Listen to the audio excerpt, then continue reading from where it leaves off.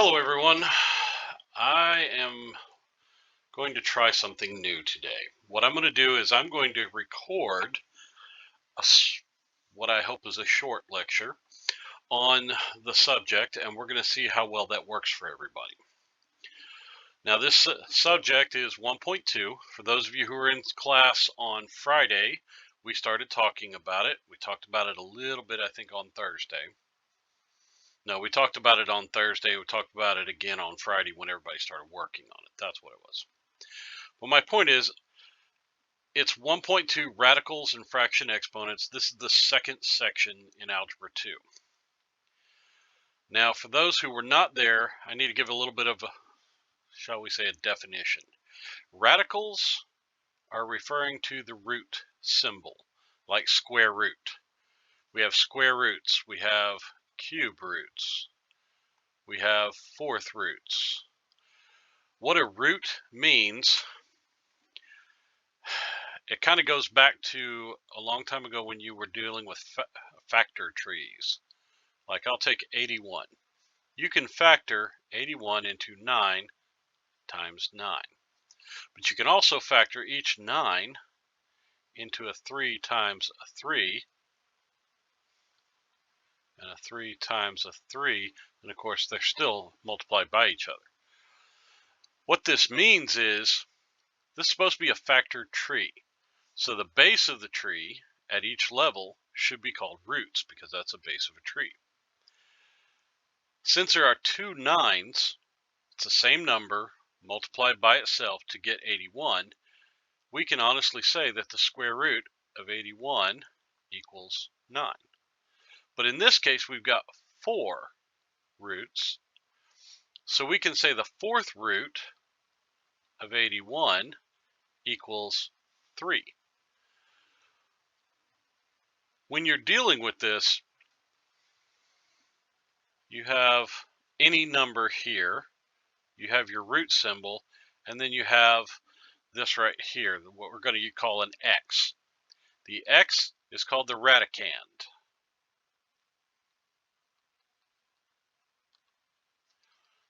The n is called the index. And the symbol is called the radical. I need you to understand this because as we move forward, radicals and fraction exponents are very closely related. So, again, just a reminder, the n is called the index, the symbol is called the radical, and what's under the symbol is called the radicand. It is the number or the symbol that is being acted on. So, with that explanation, I'm going to scroll down here just a little bit, and we're going to start looking at this idea of how radicals and fraction exponents work together, because we have to remember, in 1.1, we talked about our product rule of exponents. It is a to the b times a to the c equals a to the b plus c. So anytime you have a like base multiplied by a like base, you can take the exponents and just add them together. If this is true, and we know it is, then let's take a base of 4 and raise it to the half and multiply it by another base of 4 raised to the 1/2. Rather than trying to figure out what the exponents are, let's look at what's going on with the exponents. We get 1/2 plus 1/2. Well, 1/2 plus 1/2 is 1, so we get 4 to the first power, which is just 4. So if it's just 4, we have two things being multiplied by itself to get 4. Well, the only number that is 2, because 2 times 2 equals 4. And it's the only thing multiplied by itself that gives you 4. So that kind of implies that 4 to the 1/2 equals 2, which means we have to be doing something to the 4 to get that 2. Well, remember what I said about factors. if you have something multiplied by itself to get a number, then we can take the square root of that number and it gives us the original numbers multiplied by itself. Now, square root. Square always refers to 2 when we're dealing with exponents. 3 squared gives you 9, 4 squared gives you 16. In other words, 2 squared gives you 4. That would kind of make sense, though. If 2 squared gives you 4, then 4 to the 1/2 should give you 2, because it's kind of a reciprocal. But in essence, what we need to remember, that 2 is actually a 2 right there. That denominator of that fraction is that index right there. So what that gives us is an understanding that if we take x to the 1 over n, any number x, doesn't matter what the number is, any number n, doesn't matter what the number is, then what we're going to end up with is a radical over x, and the index is n. So that means that x raised, the x is the base, raised to the 1 over nth power, actually equals the nth root of x. Now, if we look on number 2 on our page here, we can actually see a couple of possibilities. Well, let's start with the expression of 8 to the 1/3. Well, that's going to be the third root or cube root of 8. And what number times itself equals 8? Well, that would have to be 2, because 8 equals 2 times 2 times 2. And there's 1, 2, 3 of them. So 2 being multiplied together 3 times gives you 8. So we could say that 2 cubed gives us 8. So the 1/3 power of 8 should give us 2, or the cube root, as we often refer to the 3 as a cube. 2 cubed, see, 2 is cubed, gives us 8. So the cube root of 8 will give us 2. This is something we need to keep in mind. This basic idea that if you have a fraction exponent right here, I'm putting a box around it because it's very important. If you have a fraction of an exponent, the denominator of that fraction in that exponent, note I'm talking about the denominator of the fractional exponent, is the root, the number of roots of that x, whatever that number x is. I can give you 64 to the 1/3 power, be the cube root of 64. Well, 64, cube root of 64 is actually 4, because 4 times 4 is 16, and 4 times 16 is 64. Now, I happen to know that one because I have it memorized. What you would probably need to do is put it into the calculator and find out. But you can. The calculator can calculate that for you. But what if we get, say, 8 to the 2 over 3 power? Well, we know that the denominator is a 3, so that means it's a cube root of 8. But we have a numerator that's not a 1, it's a 2. Well, the numerator implies that there's an exponent that is being raised here, because we could write it as 8 squared times, no, actually we can't, my apologies, because you can't multiply it. Let me rewrite that. You can get 8 squared raised to the 1/3 power. The reason I write it this way, remember that we also have that rule that a to the b raised to the c power actually equals a to the b times c. That is a multiplication dot.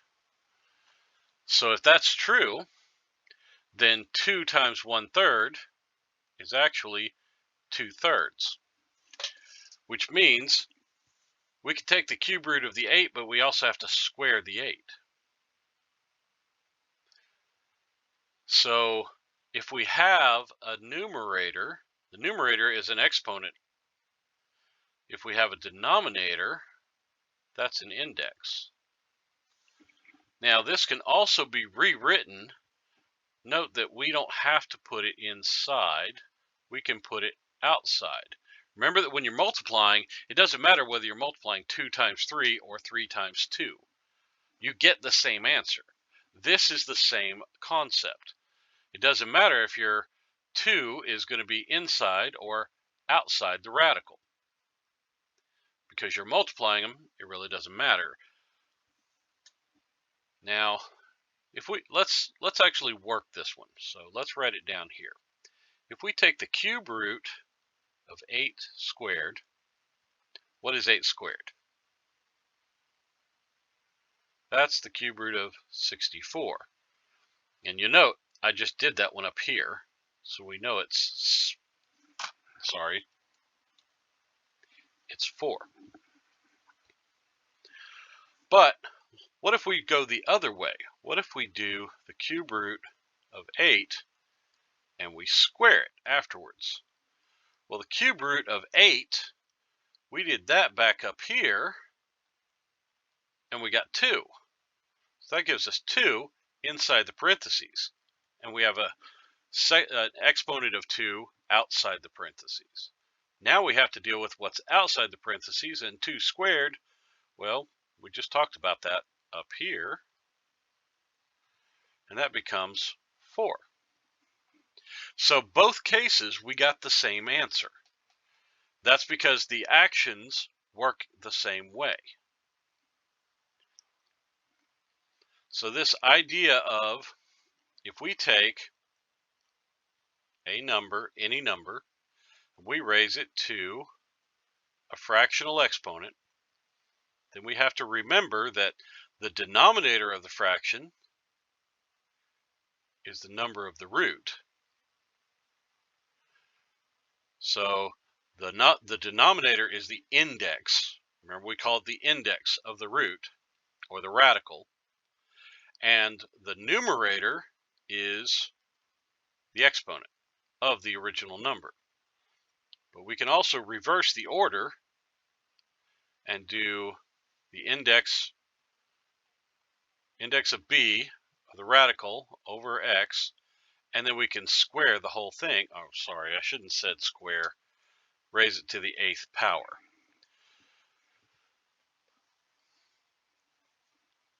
I was looking at the one previous. But the idea is, if you have a denominator, if you have a fraction that is an exponent, the denominator is the index of the radical. The numerator is the exponent that the radicand is being raised to, that original base number. In this example that I just drew, that I'm now putting a box around, that original base is the x. So I can put the x to the 8th power and then do the radical over it, or I can do the radical over it and put the x to the 8th power after I've taken that radical. In other words, I can put in parentheses and put the a outside. Either one works. To give you an example of it again, we looked at 8 to the 2/3. Well, what if we take 25 to the 3/2? Okay? If we have 25 to the 3/2, well, our denominator is a 2. We discussed 2 square, same thing, so it should be the square root of 25. and then we can raise it to the third power. That would be 5 raised to the third power, which gives us 125. But what if we decide to do it the other way? We have 25 to the 3 halves, which gives us the square root of 25 cubed. Now that's going to be a pretty big number. I mean, I'm going to have to pull out a calculator because I can't do that one in my head. Maybe some of you can, but I can't. I don't have that memorized. So 25 cubed is actually 15,625, and you take the square root of that. Well, if you take the square root of that, guess what you get? 125. Same answer. Doesn't matter which order you do it in, you're going to get the same answer.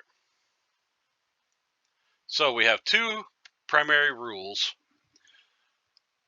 We have the basic rule, which is any number raised to a fractional exponent, the denominator of that fraction is the index of the radical. We also have it expanded out just a little bit.